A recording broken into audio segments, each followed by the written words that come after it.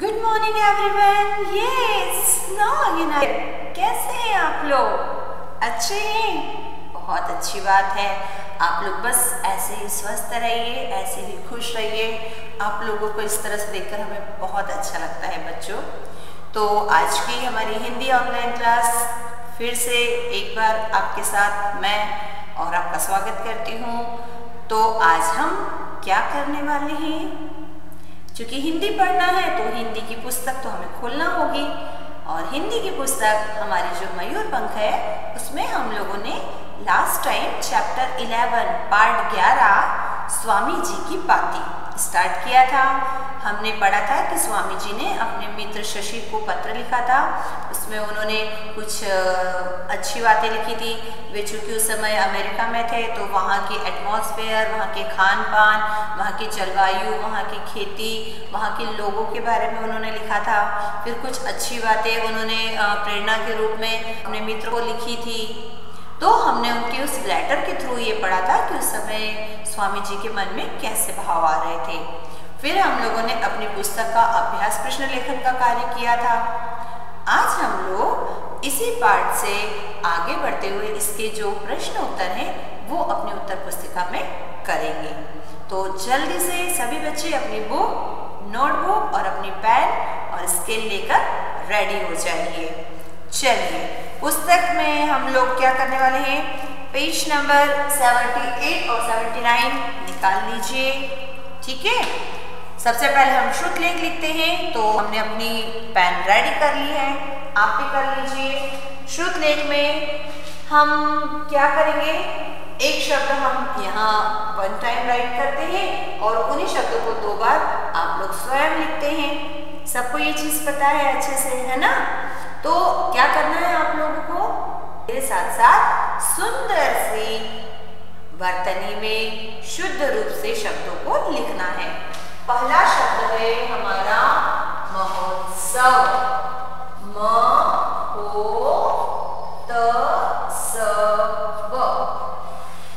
देखिए बेटा, आपके पास तो कॉपी है ना, पेज, तो आपके अक्षर तो और भी सुंदर आ सकते हैं। ठीक है। दूसरा शब्द है बेटा अनिश्चित।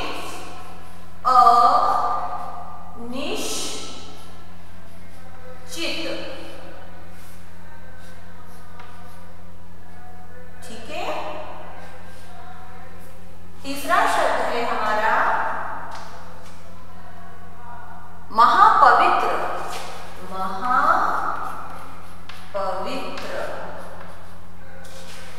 उसके पश्चात एक नया शब्द हमने इस पाठ में पढ़ा था, व्याख्यान।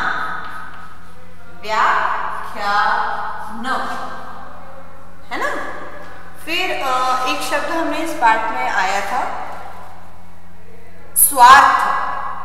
जो लोग स्वार्थी हैं, जो सिर्फ अपना स्वार्थ देखते हैं। ठीक है। इसके पश्चात हमने एक शब्द इसमें पढ़ा था साग में, एस्पिगेरस। क्या पढ़ा था हमने इसमें? एस्पिगेरस। पढ़ने में थोड़ा सा अजीब लगता है ना, एस्पिगेरस।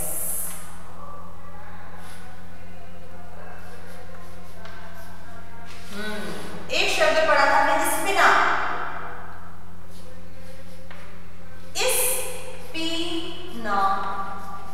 ये दोनों एक तरह के साग है बेटा।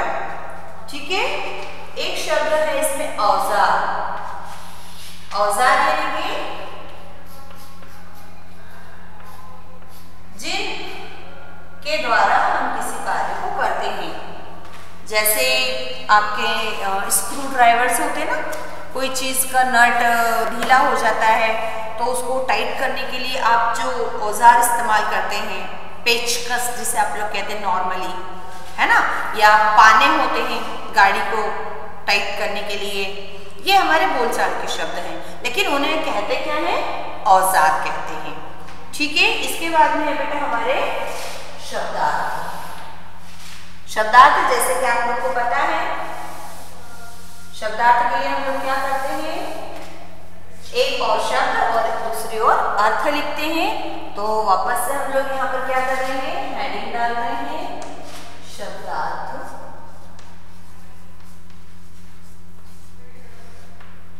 ठीक है, ये हमने इस तरह बीच में लाइन डाल दी और अब हम इसमें शब्दार्थ लिखना आरंभ करते हैं। पहला शब्द है हमारा परिवर्तन। परिवर्तन यानी कि बदलाव, चेंजेस जो होते हैं उन्हें कहते हैं परिवर्तन। फिर कन्याएं यानी कि बेटियां, कन्या यानी बेटी,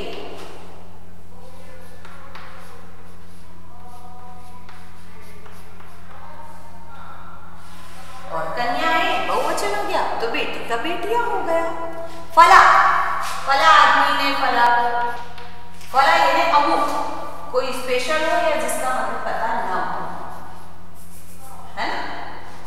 अगला शब्दार्थ है हमारा गोश्त। वैसे तो ये उर्दू शब्द है गोश्त, लेकिन नॉर्मली इसे क्या कहते हैं, मांस, जो नॉनवेज होता है ना।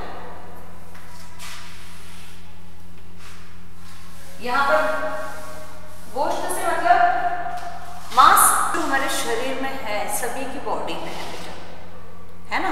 एक होता है ब्लड, रक्त जिसे कहते हैं, फिर होता है मांस जिसकी लेयर हमारे पूरी बॉडी में बनी, उसके ऊपर होती है आपकी स्किन, उसके अंदर कुछ हड्डियां हैं जिनसे आपके पूरे बॉडी का स्ट्रक्चर बना हुआ है ना। फिर उस मांस के बीच में छोटी छोटी रक्त की नलिकाएं, वाहिनियां होती हैं, शिराएं होती हैं, है ना। तो अगला हमारा शब्द हम क्या ले रहे हैं, अवकाश। अवकाश ले लें क्या हम हर कार्य से। अवकाश शब्द बच्चों को बहुत पसंद है, पता है इसका मतलब क्या होता है, फुर्सत या छुट्टी, है ना। फुर्सत, अभी बीच में आप लोगों को 2-3 दिन का अवकाश मिला था ना क्रिसमस पर, और बाकी अवकाश तो आपको पूरा दिन मिल ही रहा है, थोड़ी देर तो आप पढ़ाई करते हैं। एक नया शब्द अभी हमने जैसे आपको कहा था, यहाँ पर आया था व्याख्यान। बहुत डिफिकल्ट लगता है आप लोग को पढ़ने में, लेकिन इसका अर्थ बहुत सिंपल है, भाषण, स्पीच जो आप देते हैं ना बड़े लोग, या किसी कॉम्पिटिशन में आप लोग देते हैं, है ना, जब हमारे यहाँ पर कोई प्रतियोगिता होती है ना। फिर अगला शब्द है बेटा हमारा कसकर, कमर कसकर, उसमें विवेकानंद जी ने बोला था ना, कसकर यानी पूरी तरह।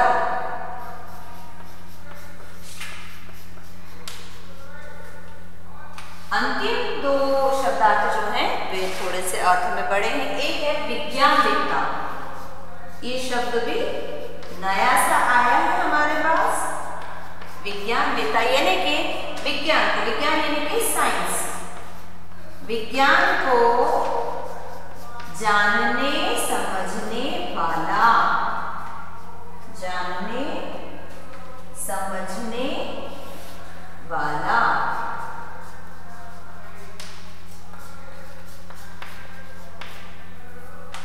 ठीक है, अंतिम वाला शब्दार्थ है, देखिए बेटा, चौथाई, 1/4 जिसे इंग्लिश में कहते हैं।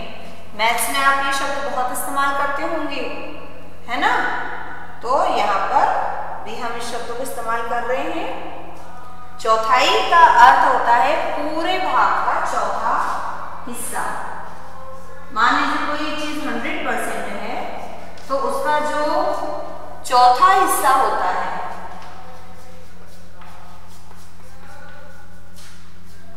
वो कहलाता है चौथाई। मान लीजिए ये टोटल 100% है, तो इसका जो चौथा भाग होगा, इसको पहले हाफ किया, है ना, हाफ किया, फिर उसको भी हाफ किया, तो 1/4 हिस्सा बचा। तो वो जो 1/4 हिस्सा होता है उसको शॉर्ट में क्या कहते हैं, चौथाई। जैसे हाफ यानी आधा, तो और उसका भी और जो चौथा हिस्सा बचता है उसको चौथाई कहते हैं। तो जल्दी से इसको राइट कर लीजिए, फिर हम इसे यहाँ से हटा देंगे।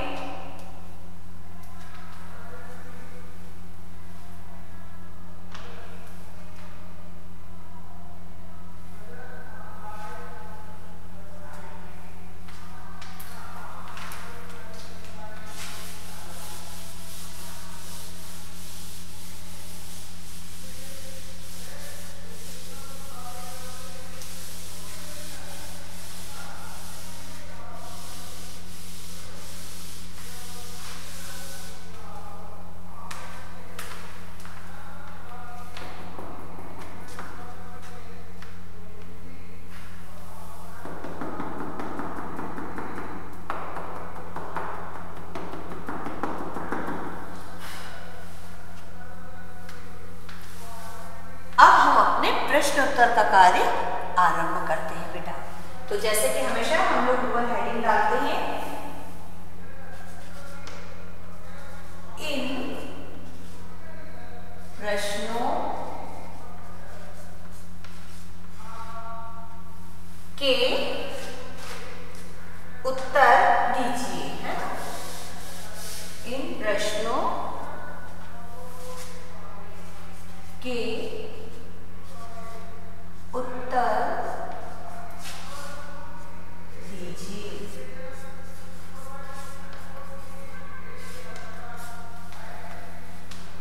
चलिए, अब प्रश्न के उत्तर देना है हमें। तो हमें क्या करना होगा, पहले हमें प्रश्न लिखना होगा। पहला प्रश्न हमें दिया गया है बेटा, इसमें स्वामी विवेकानंद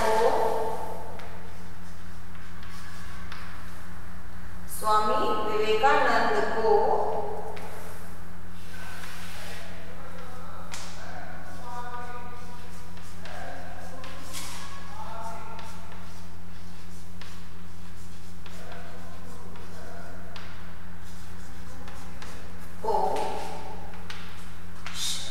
शशि और तारक दादा के पत्र से, शशि और तारक दादा, ये वैसे प्रश्न आपकी पुस्तक में है बेटा। दादा के पत्र से क्या बातें पता चली, क्या बातें पता चली। प्रश्नवाचक चिन्ह लगा लीजिए।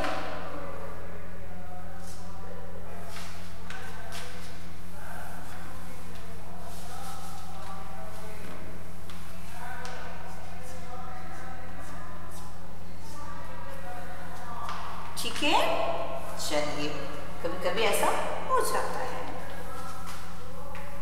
उत्तर,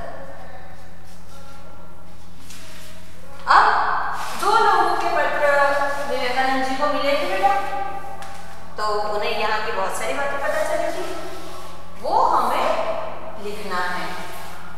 ठीक है, उत्तर लिखते हैं। स्वामी विवेकानंद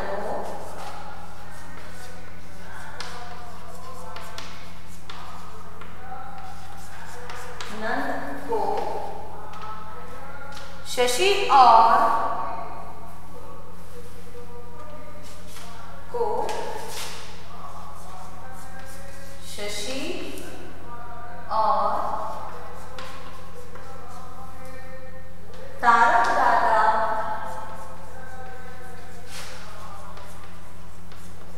के पत्र से दो बातें पता चलती है ना। तो निम्न कर देते हैं, निम्न बातें पता चली। कौन सी थी? चलिए, पहली बात हम लिखते हैं कि रामकृष्ण महोत्सव, रामकृष्ण महोत्सव कैसा हुआ था? बड़ी धूमधाम से, बड़ी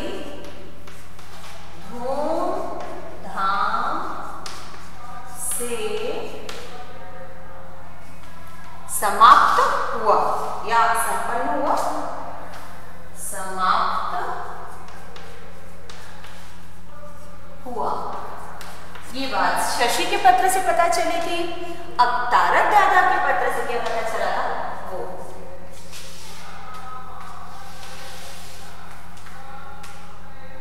मद्रास के लोग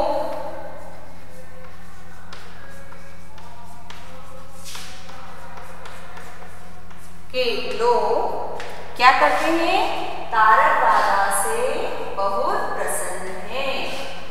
तारक दादा से बहुत प्रसन्न हैं। ठीक है, हम थे इसलिए नहीं लिख रहे क्योंकि पत्र भले ही पुराना है, लेकिन उस समय उन्होंने जो वाक्य लिखा वो तो प्रेजेंट को लेकर लिखा हुआ था। ठीक है, चलिए प्रश्न नंबर 2 बेटा हम लिखते हैं, ख वाला।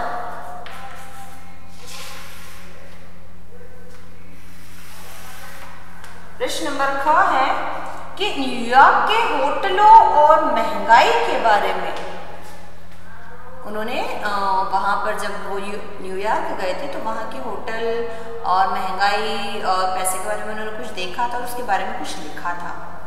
तो हम यहाँ लिखते हैं न्यूयॉर्क की होटलों और महंगाई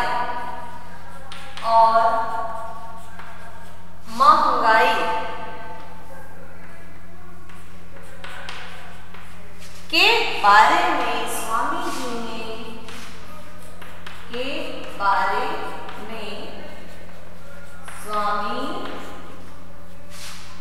जी ने क्या लिखा था। प्रश्न यही है हमारा। देखिए, स्वामी जी ने क्या लिखा था। प्रश्नवाचक चिन्ह सभी को दिखाई दे रहा है। चलिए, उत्तर जो है वो हम थोड़ा सा चेंज कर देते हैं।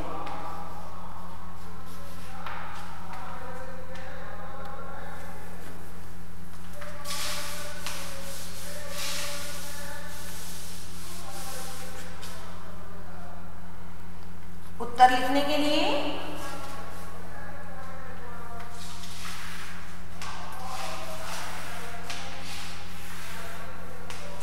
चूंकि थोड़ा सा बड़ा है हमारा उत्तर, हम किसी देश के बारे में लिख रहे हैं, है ना। न्यूयॉर्क के होटलों और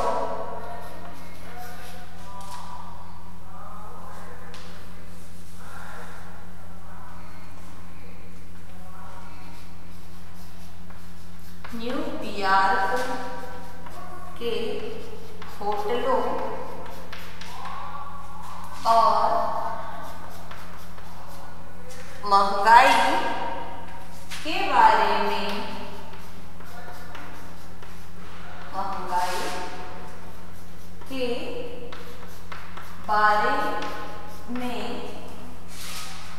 स्वामी जी ने लिखा था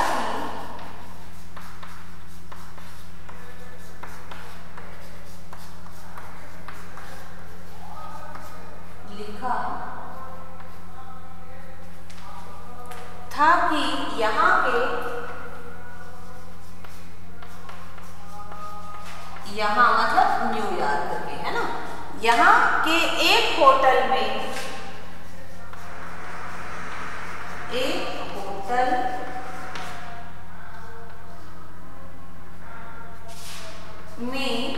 मतलब सभी होटल की बात नहीं उन्होंने लिखी थी, उन्होंने स्पेशल होटल के बारे में बोला था कि यहाँ के एक होटल में 5,000 रुपए 5,000 रुपए। आप सोच सकते हैं 5,000 रुपए कितने होते हैं। तक रोजाना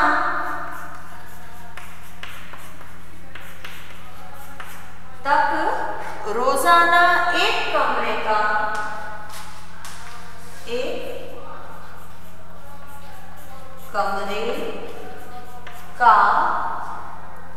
किराया है,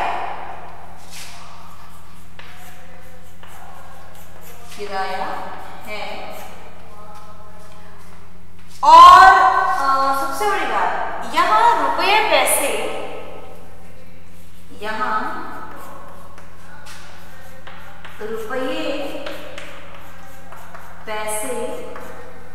पानी की तरह खर्च होते हैं,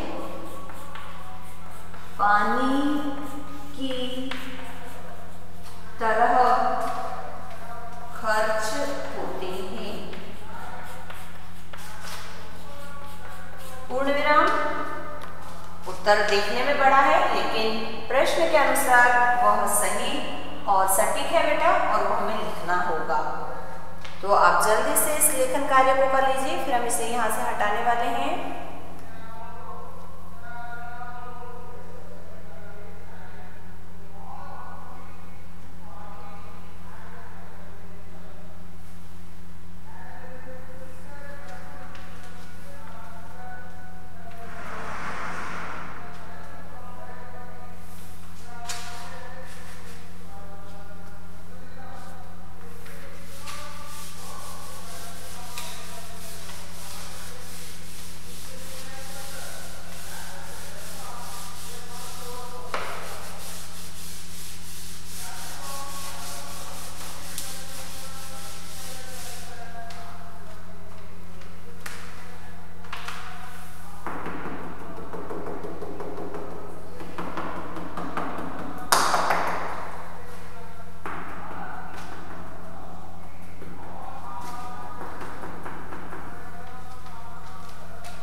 अगला प्रश्न देखिए बेटा, हमारा है छोटा सा है।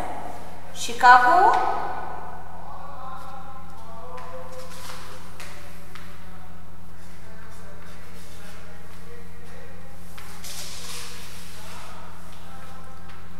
में स्वामी जी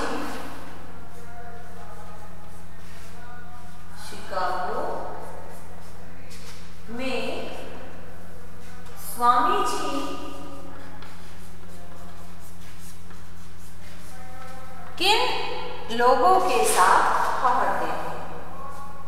किन लोगों के साथ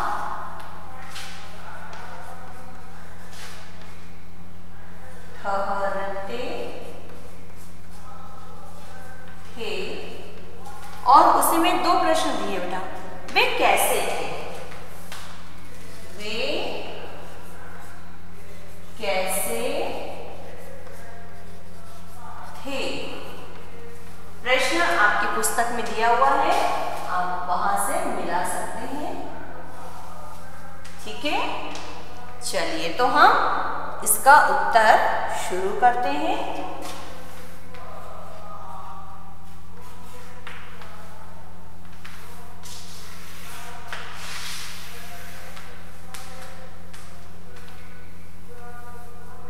शिकागो में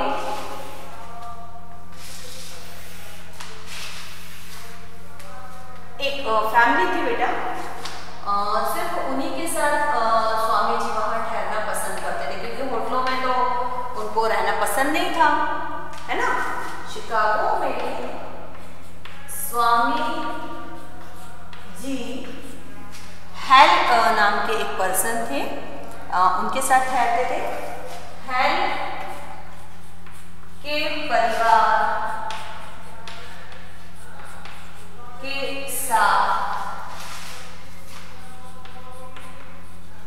उनके घर में ठहरते थे।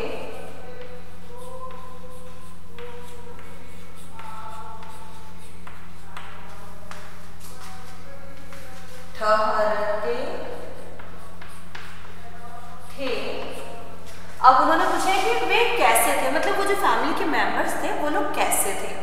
तो इसका भी हम शॉर्ट में आंसर लिखेंगे, वे महापवित्र और दयालु थे। और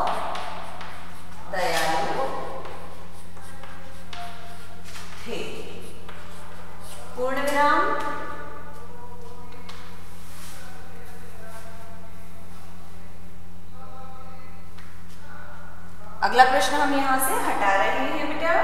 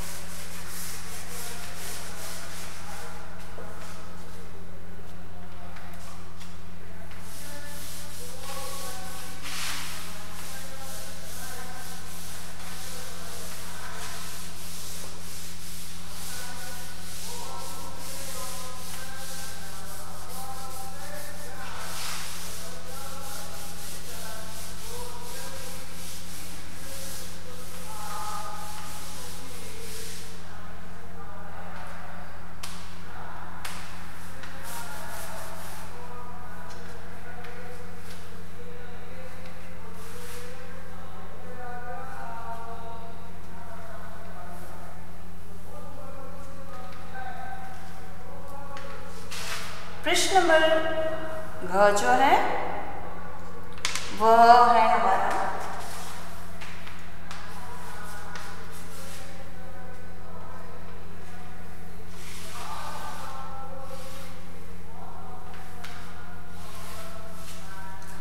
पत्र के अंत में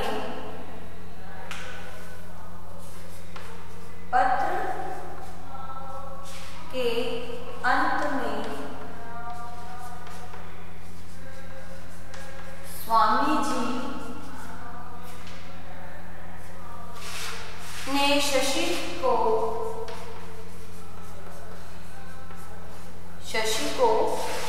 क्या करने की प्रेरणा दी? शशि को क्या करने की प्रेरणा दी?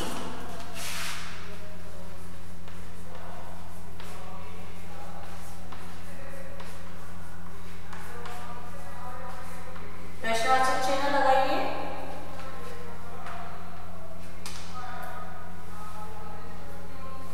चूंकि आपके पुस्तक में ये वाला प्रश्न जो है वो अंक नंबर पर दिया गया है, किंतु इसे हम घ नंबर पर ले रहे हैं। चूंकि आपका जो घ वाला प्रश्न अमेरिका की फसलों और खान पान के बारे में स्वामी जी ने पत्र में क्या लिखा था, वो चूंकि विस्तारित रूप में है, जिसे हम अंत में करेंगे बेटा। ओके, तो उत्तर लिखना शुरू करते हैं। पत्र के अंत में उत्तर।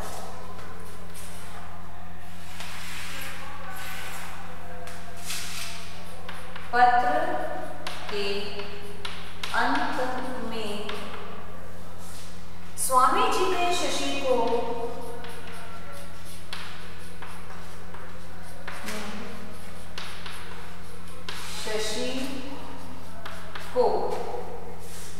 सुस्ती छोड़कर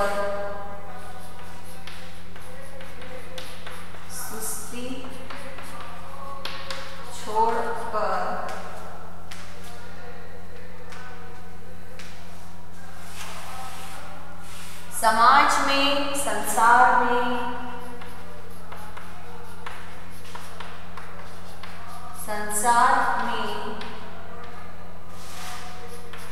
क्या करने के लिए कहा था?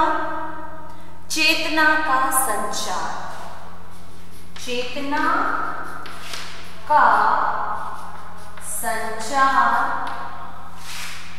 करने एवं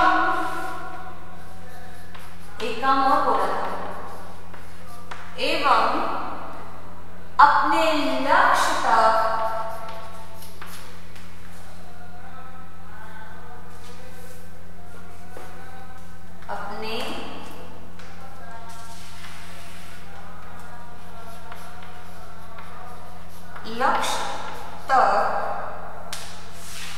पहुंचने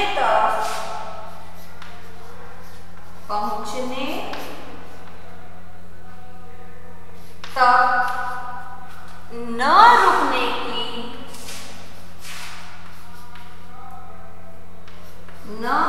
रुकने की प्रेरणा दी।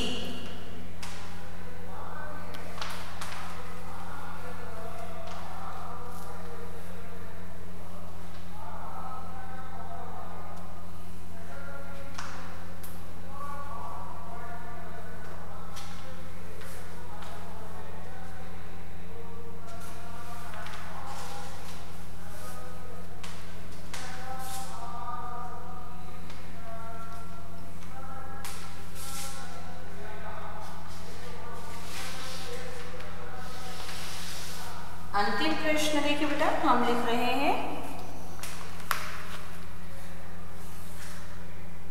हैल की पत्नी को स्वामी विवेकानंद क्या कहकर पुकारते थे? हैल की पत्नी को स्वामी विवेकानंद क्या कहकर पुकारते थे? क्या कहकर पुकारते थे? प्रश्नवाचक चिन्ह। उत्तर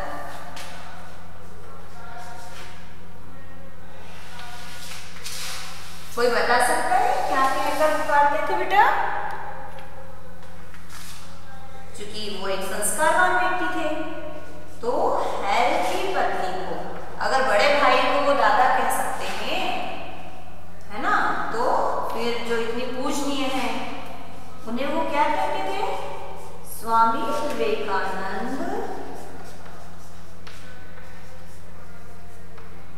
मां कहकर पुकारते थे। मां कहकर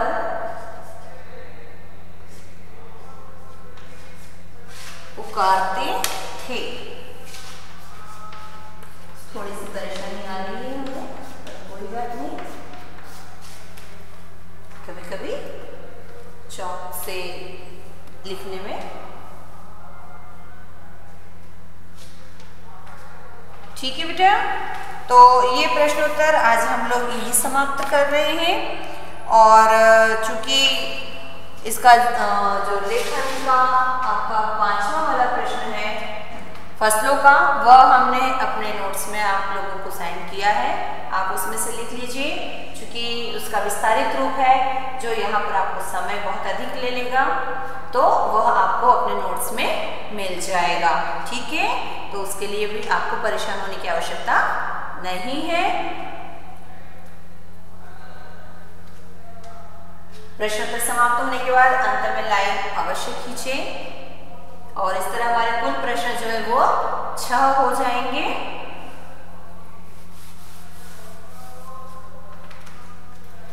ओके, आज हम अपना कार्य यहाँ समाप्त कर रहे हैं। उम्मीद करते हैं आप समय पर अपना कार्य पूर्ण कर रहे हैं, और जैसे जैसे हमारे पाठ पूरे होते जाते हैं, हमारा लेखन कार्य पूरा होता जाता है, आप लोग भी उसे कंप्लीट करेंगे और हमें सेंड करेंगे बेटा, ताकि हम उसे चेक कर सकें।